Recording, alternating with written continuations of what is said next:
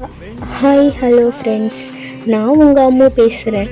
இன்றைக்கி நம்ம பீக்கங்காய் கடையல் பண்ண போகிறோம். வாங்க பார்க்கலாம். ஒரு கடாய் எடுத்துக்கோங்க. அதில் 4-5 டேபிள் ஸ்பூன் எண்ணெய் ஊற்றிக்கோங்க. 1 ஸ்பூன் கடுகு உளுத்தம்பருப்பு போட்டுக்கோங்க. சீரகம் 1 ஸ்பூன் போட்டுக்கோங்க. சோம்பு 1 ஸ்பூன் போட்டுக்கோங்க. பெருங்காயம் 1 ஸ்பூன் போட்டுக்கோங்க. நான் காரத்துக்கு தகுந்த மாதிரி 4 பச்சை மிளகாய் எடுத்திருக்கேன். நீங்கள் உங்கள் காரத்துக்கு தகுந்த மாதிரி பச்சை மிளகாய் எடுத்துக்கோங்க. 20 பல் நான் பூண்டு எடுத்திருக்கேன். கருவேப்பிலை போட்டுக்கிட்டு நல்லா வதக்கிக்கோங்க. வதக்கினதுக்கப்புறம் மஞ்சத்தூள் லைட்டாக போட்டு அதையும் வதக்கிக்கோங்க.